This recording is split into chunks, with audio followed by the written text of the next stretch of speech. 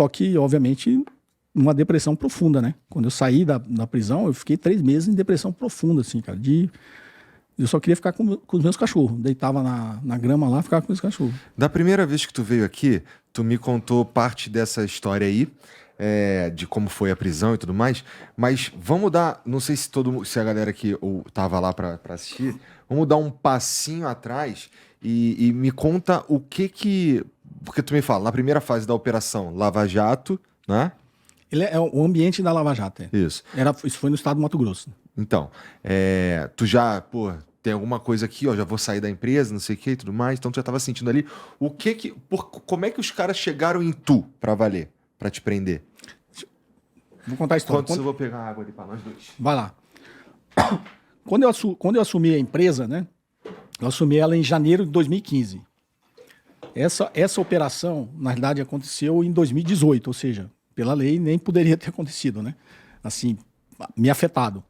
Mas quando eu te contei, a gente tentou assessorar essa empresa, essa equipe acabou não comprou, até porque teve também, saiu um certo escândalo com a compra dela, da GRV, que era do Carlos Montenegro do Ibope, tinha saído algum boato que uma parte teria sido usado na campanha do Zé Serra e tal, e aí essa equipe, para evitar, né, esse tipo de exposição, ela cancelou a outra operação. Uhum. E a gente continuou, aí eu, via JK Capital, a gente voltou a assessorar essa empresa, porque uma outra empresa do Rio tentou comprar essa empresa que a gente assessorava.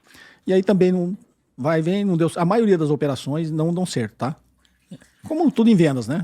Você abre 10 negócios para fechar 3, virar provável e fechar 1. Então a maioria das operações não são fechadas. E aí a gente continuou assessorando, e aí chegou lá em 2013, eles pegaram e falaram assim, ó, continua com a gente aqui, porque não existe nenhum processo que você tira um raio-x completo da empresa que não em um processo de M&A, né? Porque você tira os esqueletos do armário, até o dono da empresa não sabe o que está acontecendo na empresa. Você tem que mostrar como que faz, a forma certa, o que está sendo feito de errado, que muitas vezes o dono da empresa não sabe. Tem um monte de coisa que você descobre num processo de M&A. Então a gente era milhares de relatórios, de planilha, e aí eles ficaram impressionados e falaram assim, ó, continua assessorando a gente aqui, mesmo que a gente não tenha nenhuma operação à vista. Continua assessorando. A gente continuou assessorando, aí chegou em 2013, eles me pediram, falaram assim, ó, Cobori, faz uma auditoria na empresa para mim. Aí eu falei assim, ó, eu não tenho como fazer uma auditoria na empresa, porque nossa empresa é uma assessoria de processo de fusões e aquisições. Não, aí insistiu, faz. E aí eu peguei uma empresa que eu usava para dar aula, a JK Desenvolvimento Humano, falei assim, eu vou fazer uma auditoria, mas aí quem está fazendo sou eu, vi essa empresa minha, porque a JK Capital não faz isso. Ah, legal, tal. E aí eu passei a fazer uma auditoria na empresa. E fiz uma auditoria na empresa, tirei o raio-x da empresa, descobri tudo que tinha de errado. A gente já tinha alguma desconfiança, né, que a gente estava assessorando para a M&A, você tem alguns dados. Aí descobri tudo que tinha errado, aí o laudo... O que tu chama de errado? Cara, tinha uns contratos que depois foi o foco dessa ação, que saía dinheiro da empresa sem uma contraprestação de serviço. Tá.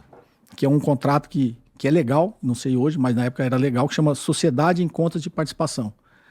Então eu posso fazer um contrato com você aqui, eu e o Igor, Sociedade em Contas de Participação, abrir um novo negócio, e esse, teoricamente, é um contrato de gaveta legal. Né? Tá. Ninguém sabe que a gente tem esse contrato, está aqui na gaveta e a gente faz os negócios via esse contrato e a gente distribui os lucros entre a gente aqui de uma forma legalizada. Tá. Então existia esse contrato de SCP, só que saía dinheiro nesse contrato, eu descobri na auditoria, e não tinha uma contraprestação de serviço. Tipo, porra, o Igor está ganhando 1 milhão por mês, não faz nada. Né? Entendi. Ele não participa, nem vai em negociação, nada. A gente pode negociar, né, Ó, Igor, a gente vai nas negociações aqui, quando não der para eu ir, você vai, você vai, eu vou, depois a gente racha aqui o lucro. Geralmente é um SCP assim, né? Todo mundo trabalha no negócio, não tem alguém que não trabalha. E nesse contrato não tinha nenhuma contraprestação de serviço, só saía dinheiro. Eu descobri nesse na auditoria e falei, ó, tem que corrigir isso aqui, tem que fazer isso aqui. E outra, no laudo eu botei a cartilha, eu tinha sido executivo de uma multinacional, né? Eu sabia como fazer as coisas. Falei, ó, você tem que fazer a governança corporativa da empresa, você tem que implantar a governança corporativa, você tem que profissionalizar a gestão da empresa. Profissionalizar é ter o executivo profissional, tem que ter um código de ética, código de conduta, compliance, ou seja, a cartilha completa. Ele falou assim, legal, você me ajuda aí fazendo isso? Tá, eu posso te orientar. Então vai fazer a governança corporativa, a gente fez com o BMA. que é o Barbosa Minch em Aragão aqui, que fez a governança corporativa da empresa.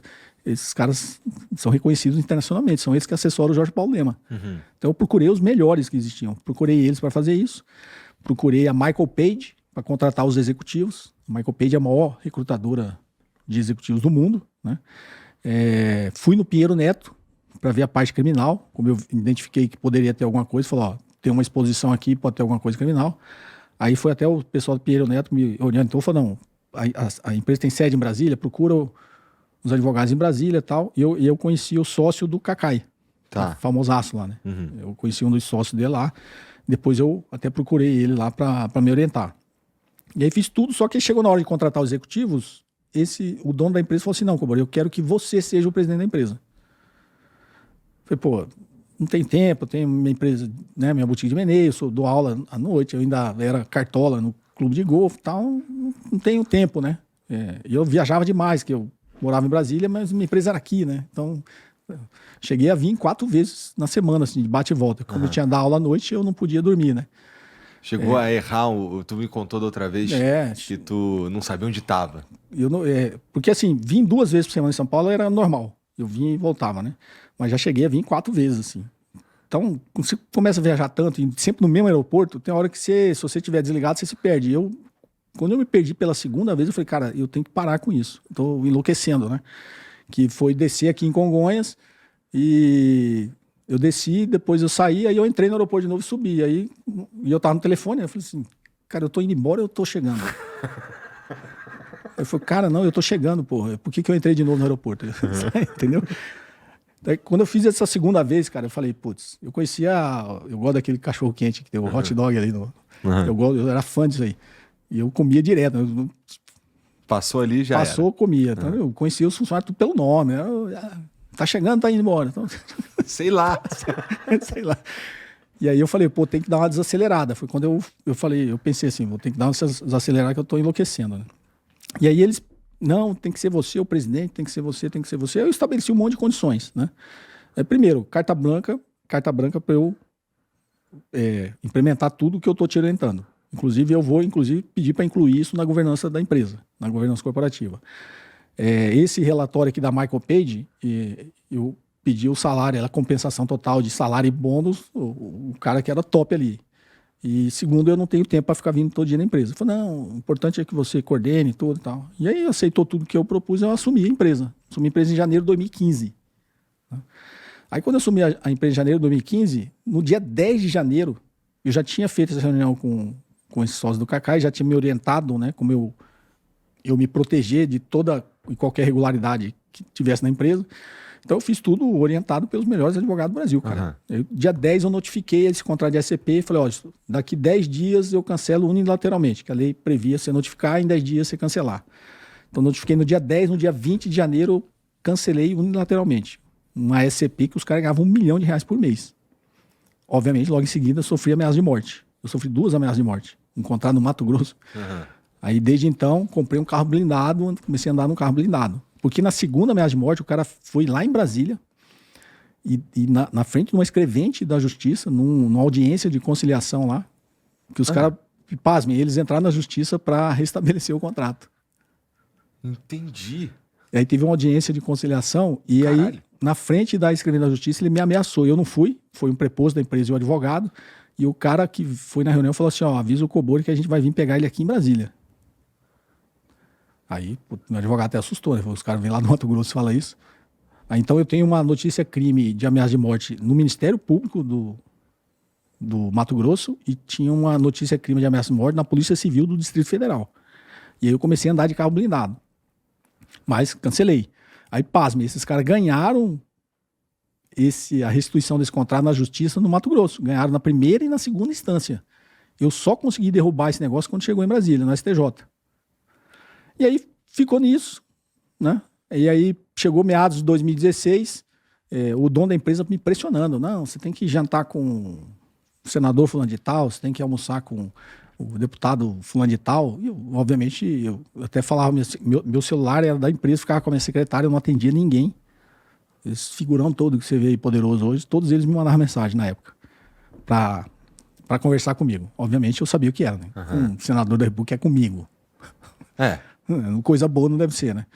E aí eu nunca atendi, né? E aí o dono da empresa ficava me impressionando. Você tem que atender os caras, você tem que... E eu já tava de saco cheio, cara. Uma hora eu falei assim, faz o seguinte, cara, a empresa é sua, pô. Você quer atender os caras, pode atender. Agora, enquanto eu for presidente, e eu tinha colocado na governança da empresa. E a governança corporativa é exatamente isso, né? Quem manda na empresa é o presidente da empresa. A empresa pode ser sua, Igor, mas se eu sou o presidente da empresa e tá na governança, quem manda sou eu. E aí eu cheguei e falei assim, fala o seguinte, a empresa é sua, cara. Só você me demitir, você fala o que você quiser. Mas enquanto eu estiver aqui, isso não vai ser feito. E aí tava tão puto, falei assim, fala o seguinte, não precisa me demitir não, tô indo embora. Aí assinei minha demissão lá e fui embora, né? E eu então trabalhei na empresa 1 ano e meio, 2015 todo e meados de 2016. E aí fui embora, meados de 2016, fui cuidar da minha vida, continuei tocando... Fazendo tua empresa de M&A. Continuei tocando a JK Capital, a gente tava crescendo pra caramba, tinha muito negócio no pipeline lá pra gente fazer. E aí chega fevereiro de 2018, sai a primeira fase dessa operação. Aí o que foi a primeira fase da operação? O ex-governador, que ficou até 2014, ele tinha sido preso e fez uma delação. Já estava errado, né? Porque a delação, você faz uma delação para pegar alguém acima de você. Se o cara é governador, não tem ninguém acima dele no estado. Então ele não poderia ter feito a delação. Mas ele fez uma delação, o Ministério Público aceitou. Isso do ponto de vista legal, é como a lei funciona. É como a lei funciona. Porque o princípio da delação é você assumir um crime e entregar quem está, teoricamente, quem está acima de você, né? Você vai entregar quem está abaixo de você. Você tem que entregar quem está acima, né? Mas aceitaram a delação do governador e ele entregou, obviamente, tudo que ele tinha feito de errado na gestão dele. E dentro desse tudo que tinha feito de errado, tinha esse contrato na empresa que eu fui presidente. E aí, na primeira fase, eles mandaram quebrar o sigilo bancário de 59 pessoas. E na primeira fase, eles pediram busca, apreensão e prisão de 57. Né? Quando saiu a primeira fase, eu peguei o processo, porque aí meu nome começou a sair na imprensa lá no Mato Grosso. Eu peguei o processo e estava lá. Das 59, os únicos 2 que eles não tinham pedido nada era eu e o advogado que eu contratei para atuar na justiça contra esse pedido que os caras tinham feito de pedir a propina de volta. Entendi. Aí, obviamente, qualquer um com 2 neurônios, eu olhei e falei assim, não, óbvio, eles viram aqui, fizeram investigação, sabe que a gente não tem nada com isso. Na realidade, é o contrário, né? Que quando eu cortei esse 1 milhão, eu esqueci de falar, no mês seguinte, em fevereiro, eu sentei com o Detran e devolvi o dinheiro pro Detran. Que era um contrato de concessão, que a empresa tinha ganho, ela ficava com 90% e o Estado 10%. Só que quando eu peguei esse negócio da SCP, eu fiz uma continha rápida de matemática, era como se fosse 50-50. Só que a empresa pegava 40% e devolvia nesse contrato de SCP para pessoas ligadas, entendeu? Aí o que eu fiz? Qual que é o correto? Vou devolver o dinheiro para o Estado. Eu sentei com o Detran, fiz um termo aditivo e repactuei em 50-50. Então eu cortei a propina e devolvi para o Estado. Então quando saiu a primeira fase, eu falei, obviamente, não precisa ter nem 2 neurônios, porque o termo aditivo é um termo oficial, né? Tá lá, registrado, o cara pegar o contrato, tá lá, falou, pô, esse cara foi o cara que devolveu o dinheiro. E o outro é o advogado que combateu o pessoal na justiça. E na primeira fase tu não tava no meio dos caras que tava sendo... Não tava, sofrendo busca e tudo mais? Só que aí... Achou que tava tranquilão? Não, eu tava tranquilo. A única coisa que me chamou a atenção foi que a imprensa no Mato Grosso começou a bater só no meu nome. Empresário, não sei o que, tal. Aí eu falei assim, cara, tem alguma coisa estranha. Aí eu pedi para um amigo meu que era advogado, que depois até virou presidente da OAB do Distrito Federal, o Delinho, né? Délio Lins e Silva. Falei, pô, Delinho, vai lá no Mato Grosso e fala pro Ministério Público que eu quero ir lá prestar esclarecimentos, porque a imprensa tá falando do meu nome, não tem nada com isso. Né? Vou lá prestar esclarecimento, quebraram meu sigilo bancário, né? Tem como eu prestar esclarecimento de toda essa movimentação, até porque eu era presidente da empresa, né? Então tinha movimentação do meu salário, bônus, tinha tudo, né? E aí ele foi, aí o Ministério Público falou assim, não, a gente não quer ouvir ele não. A menos que ele tenha alguma coisa importante para falar. Aí o Delinho veio, me contou e falou assim, eu vou traduzir para você, advogado experiente, né? Vou traduzir para você. A menos que você tenha alguma coisa importante para falar, eles querem que você faça uma delação. Eu falei, Delinho, não precisa de delação, você assume um crime e entrega os comparsas. Eu não cometi nenhum, então não faz sentido, deixa para lá. Então, aí passou uma semana, a imprensa no Mato Grosso, só meu nome de novo. Então, aí ele volta lá e fala que eu faço questão de ir lá, né, prestar um esclarecimento. Ele foi, e aí o Ministério Público falou assim, não, eu não quero ouvir ele não. Se for ouvir ele, só lá no final do processo. Aí o Delinho voltou para Brasília e falou assim, tem alguma coisa estranha.